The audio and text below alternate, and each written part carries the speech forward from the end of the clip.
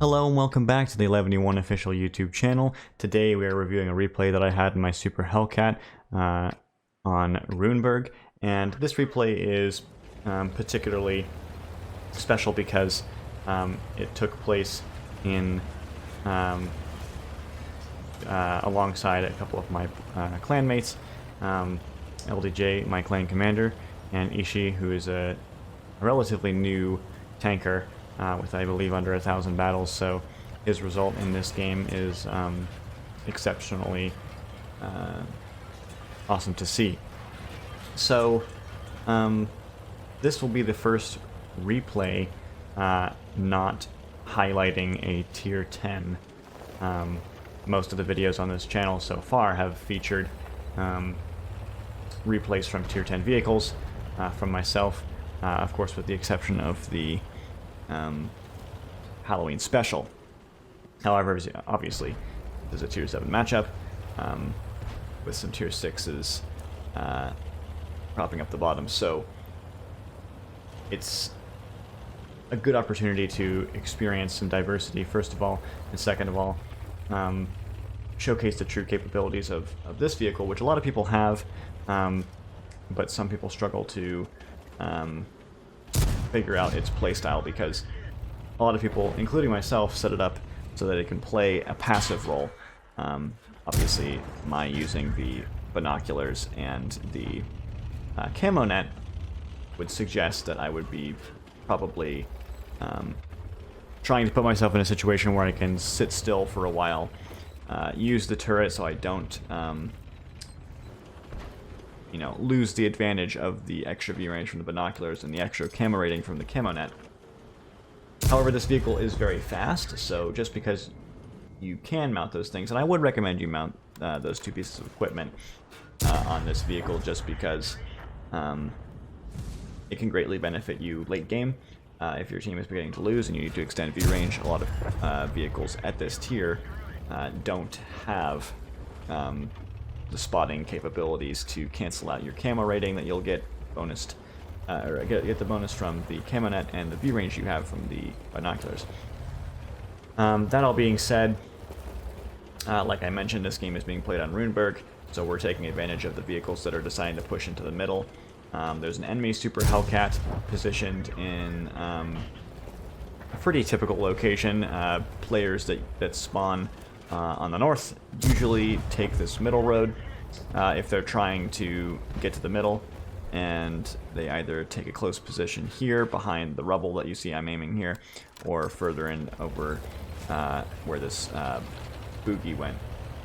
And so now I decide to move up a little bit more aggressively to this pile of rubble, which you will also see players from the south spawn using quite frequently to counter players that are in the position like that 40 TP, CS44, and the variety of heavy tanks that you see making their way in from the city. So what I'm doing now, well, first of all, I get ammo racked, unluckily, by the enemy Super Hellcat. I do manage to take out their enemy Tiger, who is on a one-shot, so that eliminates one aspect of pressure on our, well, all of our heavies are in the city are dead now. Last lines of defense are slowly crumbling.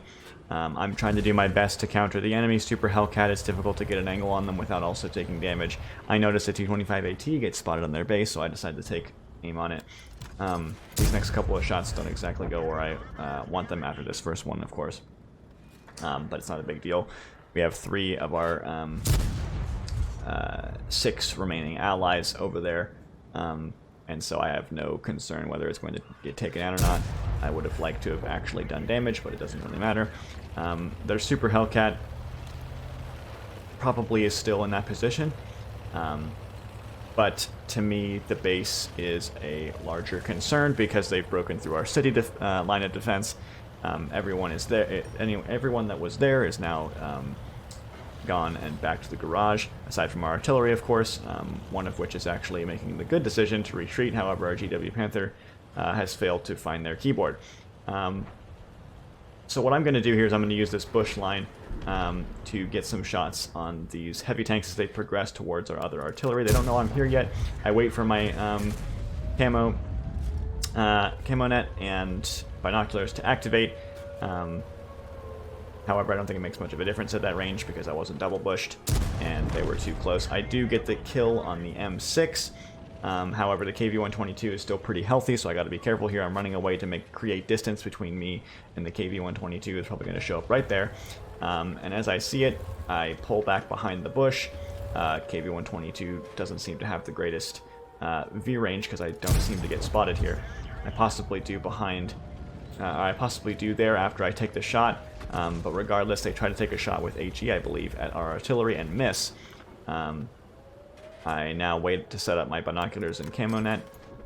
I don't see the KV-122 get relit, so I take a blind fire at where I believe they're still sitting, and the AT-8 is putting pressure on the cap circle. The KV-122 decides to make a pressuring push towards me, rushes the shot into the ground in front of him, and at this point, I have all the time in the world to unload, because the Super Hellcat's DPM isn't the greatest, but the KV-122 certainly is not, especially now that it got hit by my artillery and was stunned. That was my 5th kill, along with Ishii, who also has 5 kills.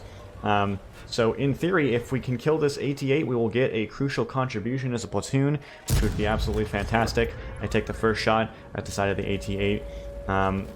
Our only concern here is if the Rudy steals the kill from us. Ishii goes down to the AT-8, unfortunately, as they were on low health. The Rudy was firing HE into the back, so I take the final shot, hoping that they would bounce, and unfortunately we do not get the kill, but it was still a fantastic game. 4,000 damage, 11 kills in between our platoon, and a great result indeed. Alrighty, so now we're taking a quick look at the post-game stats. We can see that that game resulted in an Ace Tanker badge, along with a high caliber and a tanker sniper for causing the highest damage per battle at a distance of at least 300 meters, as we were sniping for most of that battle towards the vehicles in the middle of the map on Rudberg and towards the enemies as they were approaching from our base and the AT-8, as well as their T-25 AT in their base. It was also my first Mark of Excellence. And so, yeah, we finished top on damage in the game, as well, of course, on experience, 1,349, which is not too shabby. We fired 24 shots. We got 21 direct hits and 20 penetrations, so my accuracy and aim was not too bad that game. And with a premium account, we made 60,000 credits profit. I think it doesn't show the extra bonus missions and whatnot from Holiday Ops, but regardless, it was a pretty fine result indeed. I don't believe that the Super Hellcat makes bonus credits because it's only a reward vehicle. But regardless, it was pretty dang good, especially in a 6.5 minute battle. So hope you guys did enjoy it. If you did, be sure to leave a comment down below letting us know your opinion. A like if you did enjoy the video, and subscribe if you are not yet a part of the 11v1 World of Tanks experience as of yet. And until the next week, take care. Bye-bye.